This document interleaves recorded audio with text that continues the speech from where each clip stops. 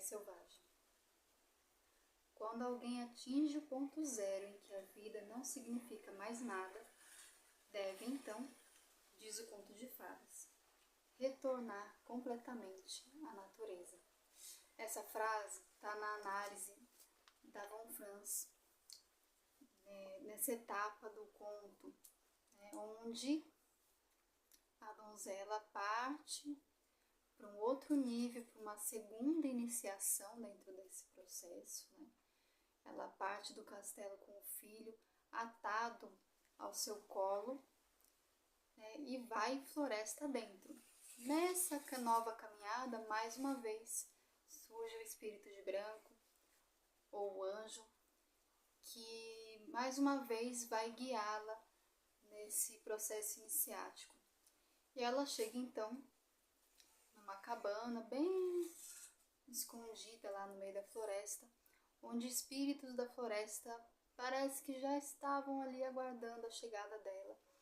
E a acolhem e cuidam dela, cuidam do filho. E se passam 7 anos, durante os quais, aos poucos, as mãos naturais da donzela vão voltando a nascer. Primeiro como mãos de menina, depois como mãos de moça e finalmente como mãos de mulher. E assim é essa etapa da história. O que quer dizer tudo isso?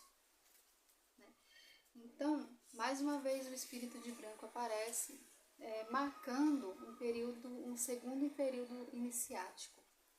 Então, é uma nova iniciação. Então, quando a gente fala em narrativas, numa trajetória de desenvolvimento, a gente às vezes se prende muito numa coisa do começo, meio e fim, principalmente porque a gente foi acostumado com os contos de fadas serem aquela coisa de acontecem várias coisas, mas no final tem o felizes para sempre. Na Donzela Sem Mãos, a gente tem vários estágios de desenvolvimento da história que representam vários estágios psíquicos. Então tem sim um momento que se encontra muita felicidade, que seria essa plenitude psíquica, mas depois que se alcança isso, começa um outro ciclo. Então, essa segunda iniciação da história também representa esse contínuo movimento, tanto da psique quanto da própria vida em si. Então, mesmo que a gente tenha sonhos, desejos e a gente realize todos eles, em algum momento vai acontecer alguma coisa que provoque a nossa segunda descida, a nossa próxima descida, para que a gente desenvolva outras coisas, Assim como a roda da fortuna no tarô, que representa esse movimento da subida, o auge, a descida para subir de novo. Então, representando que a vida é cíclica. A vida natural, a vida concreta, a vida física, mas a vida psíquica principalmente também.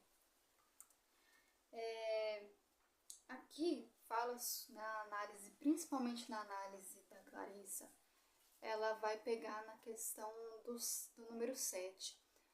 O 7 ele é um número muito relacionado à espiritualidade, muito relacionado a estados profundos da psique também.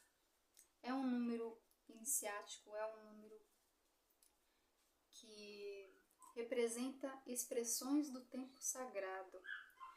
Na análise da Clarissa, ela também, inclusive, vai relacionar essa menção aos 7 anos com os setênios da antroposofia. Então, a cada 7 anos, na vida humana, a gente entra em estágios diferentes de desenvolvimento psíquico de acordo com em qual setênio a gente está.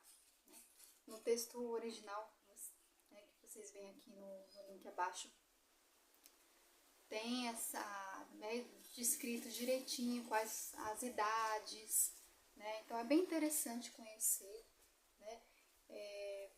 Dando um meu exemplo rapidinho aqui, recentemente eu estava com algumas sensações de uma uma busca por aprofundamento, uma busca por determinadas coisas que eu não estava entendendo muito bem, até que eu me lembrei que eu estava bem na fase de virada de setênio, né? Passando dos 34 para os 35 anos, tem uma virada de setênio. Então, cada 7 anos a gente tem esses períodos simbólicos, né? Muito significativos na vida. E aí, nesse período de 7 anos, as mãos dela voltam a crescer. Então, em outras versões da história, ela vai estar próxima de um poço e o filho cai na água, e para salvar o filho que estava no seu colo e cai na água, ela imerge seus braços ali, mesmo sabendo que não tem as mãos. Né? Numa outra versão ela fica exitosa, mas eu não consigo fazer nada. E o espírito de branco diz para ela, coloca as mãos, confia, e ela, né, tem esse gesto. Então, dependendo da versão do conto também, dá para aprofundar ainda mais esse momento da volta das mãos. Né? Nessa versão do poço, quando ela vai tentar salvar o filho, as mãos voltam magicamente, instantaneamente. Então é um momento onde as capacidades psíquicas que foram perdidas lá no início da história vão se regenerar finalmente. Então ela precisa desse tempo de desenvolver tanto as próprias mãos de volta, quanto o próprio filho, né, representando essa renovação psíquica também. Uma criança crescendo nessa etapa da história. Então, tudo isso vai representar essa volta das capacidades psíquicas e a capacidade de moldar a sua vida, a sua maneira, novamente. Então, representa aqueles momentos da vida que a gente, às vezes, passou por tanta tribulação, tantas coisas, tantos processos. E aí, finalmente, a gente começa a se sentir a gente mesma, a gente começa a se reconectar com a nossa natureza interna, a gente começa a criar novamente, a gente volta a sonhar, a gente volta a se perceber presente em si mesmo, enfim. Então é um estágio muito significativo da história, mas ainda não é o fim. No próximo vídeo a gente vai ver a última etapa dessa história e analisar, né, todos esses simbolismos desse desfecho.